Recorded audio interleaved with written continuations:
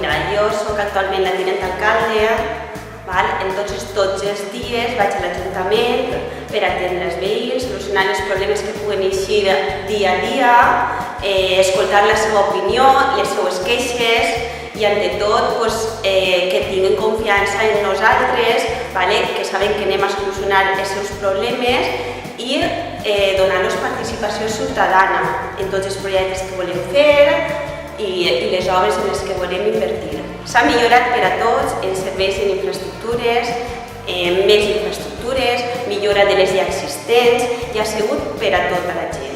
O sigui, per exemple, el que és a la gent major, una demanda que tenien ells era l'ampliació del centre social, on ells podien fer més activitats, com els tallers de memòria, ioga, pilates, activitats físiques, que és per manteniment de la gent de la tercera edat.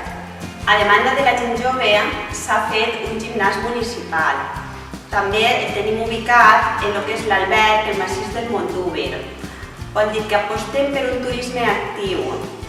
Explotem les rutes naturals que tenim així al poble.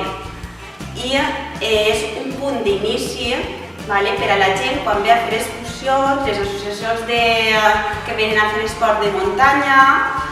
També ha sigut una demanda per part de la gent jove del nostre poble el fer un parc a l'aire lliure per a que pogueren fer gimnàstica. És la modalitat calistènia que diem.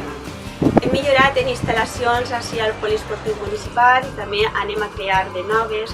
Per exemple, ara estem fent les obres de lo que és la pista coberta del camp de futbol.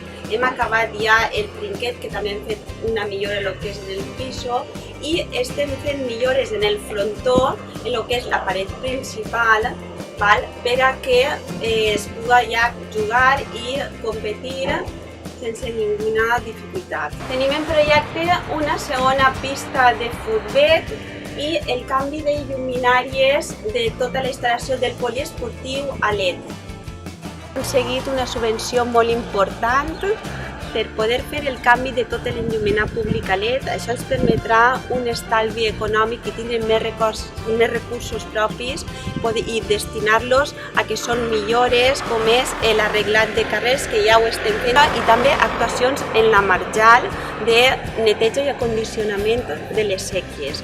Entonces, si em preguntes una frase que defineix el nostre pas de compromís per lo que és el govern, diria transparència, participació ciutadana i una bona gestió econòmica.